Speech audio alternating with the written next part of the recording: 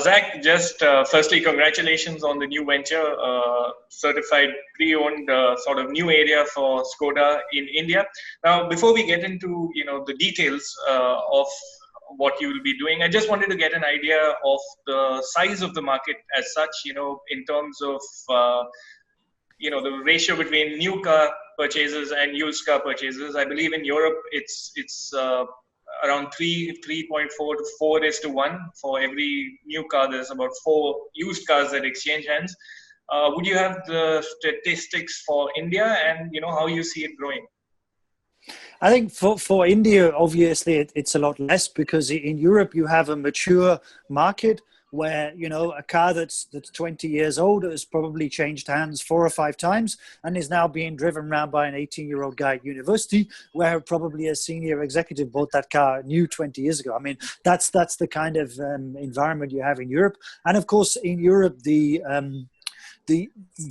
official channels of used cars through dealers and through the organized network is much more common and much more mature than it is in India. In India, the used car market is quite disorganized, and I think when you buy a used car in India, you're kind of crossing your fingers and hoping that that the ownership has been transferred properly, etc., etc. When you sell a car, you're hoping that no one sends you a speeding ticket for that car in 6 months' time. So we want to bring trust, we want to bring transparency, and we want to bring a much more organized approach to used cars and going forward. The used car market in India is much smaller, as I say, than Europe. I think it's about 1.8 million, but I would have to get Sony to check the exact numbers. So it isn't that same ratio, but it will increase more and more. It will increase. The other thing that's been considered here is that the environment. I think many of the cars in India don't have the same longevity that they have in Europe, because the driving environment, the conditions, the humidity is different to Europe. So if you make that comparison, but nevertheless, the used car market will become a more important role going forward. And I think what we've seen with used cars is during this pandemic, there's been a big demand for used cars, because people have really wanted to have this personal mobility has been very important to people. And as a result, there's been a strong desire for used cars, because people want to protect their own space. In the past, they were happy with shared mobility, with autos, etc., etc. But now they see a risk to that, so they certainly want to look after themselves and their family. So that's seen a big demand for used cars, and that's one of the reasons why now is the right time to enter with an approved used car program. The other reason why now is a very important time for us is that we are preparing the whole organization for India 2.0. So, and the first customers we want to get in for India 2.0 are our existing our existing customers that are out there. They're bringing their exchange cars coming in. We want to give them a good value for their cars, because, and the only way you can do that is to actually be able to sell those cars off themselves and offer a premium used car. And that's what we want to be able to do.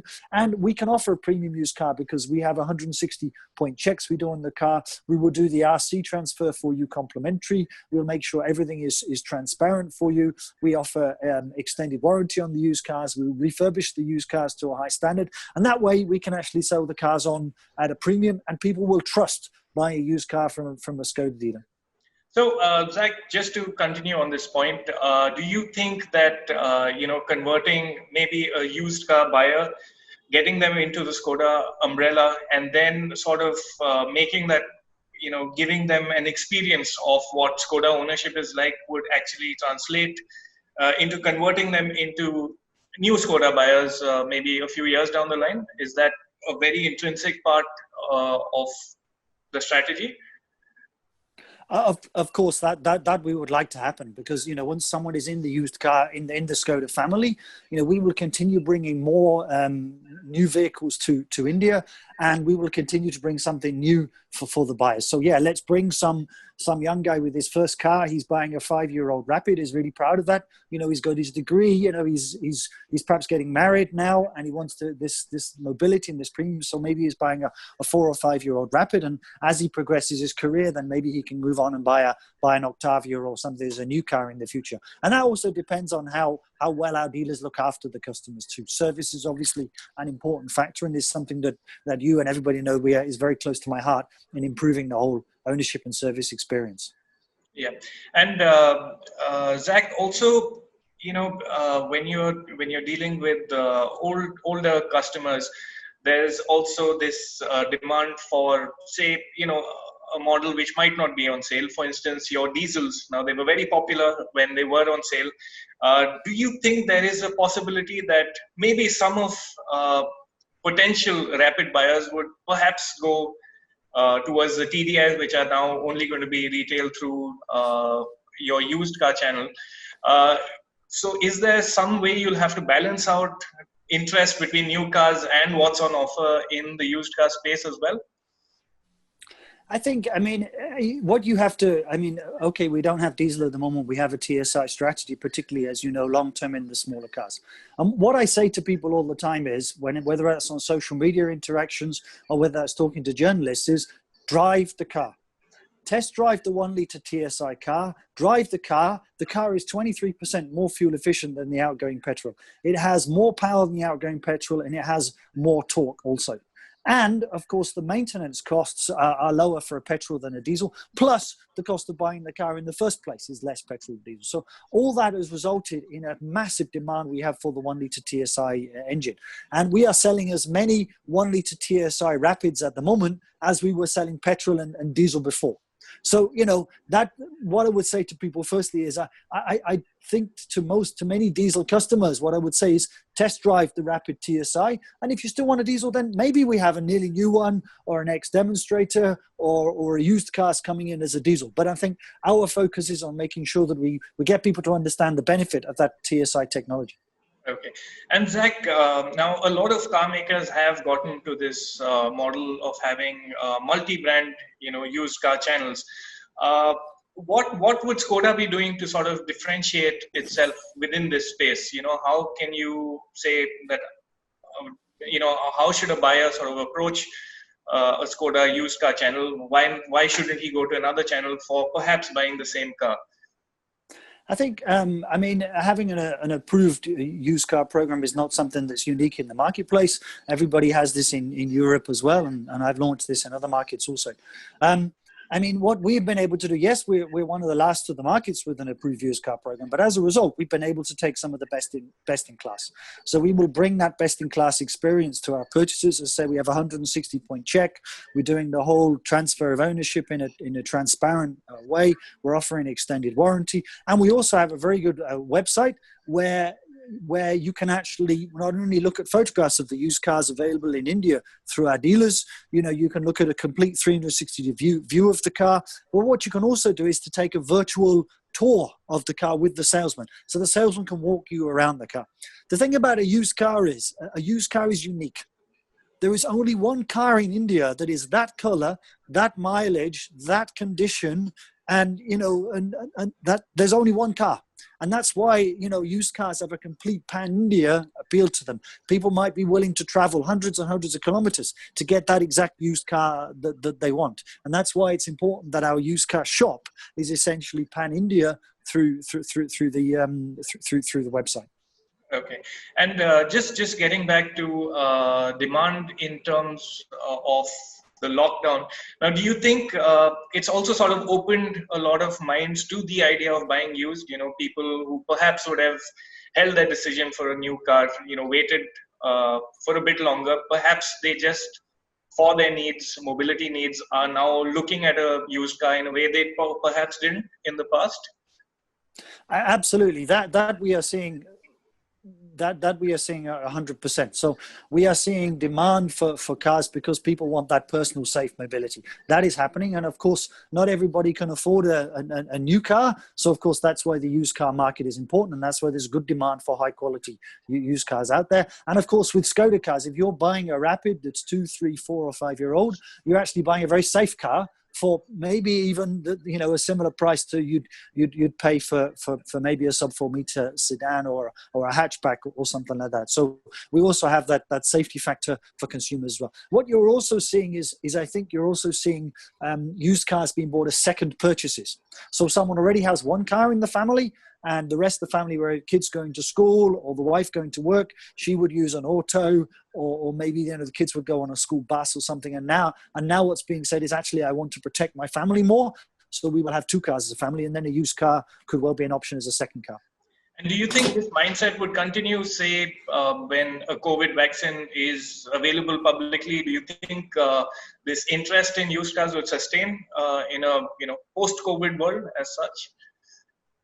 I think, certainly we are seeing a bit of a blip because of the reasons I explained, but even post-COVID, the used car market will continue to expand, because at the end of the day, we're getting more and more better quality cars coming in as new cars. These are lasting longer. We're keeping the cars. People are buying service and maintenance programs, extended warranty programs, etc., which means when they're trading their car in, they've got a really good quality car with a really strong residual value to trading. So as the new car market grows, of course, the used car market will continue to grow and be strong also. Okay. And just getting back to the question of residuals, now, BS6 has seen a drop in demand for diesels altogether. How is the interest in diesels in the used car market? Is there still a lot of buyers who are coming in for diesels, or is there, that switch towards petrols even in the used car side? I think in the used car market, the diesels will still hold their value, of course, because they cost more in the first place. And for some customers, the diesel is still the right choice for them, and they can buy it as you go. I'm not seeing any change in demand around petrol, diesel on used cars or from that perspective. No. Okay. And lastly, Zac, just move beyond the used car side. I just wanted to get an update on India 2.0. What's the progress and what's next for India in terms of products?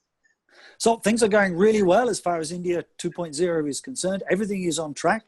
We are less than a year away now from the launch, which takes place in the middle of 2021. So as you can expect, we've got a lot of work going on with the quality teams. We've got experts coming back from Europe to India to support the whole production planning and production ramp-up curve. So that's going really, really well. I'm very excited about it. I have seen the car several times now, so I've got that advantage as having seen that, and that's where some of my passion and enthusiasm is coming from.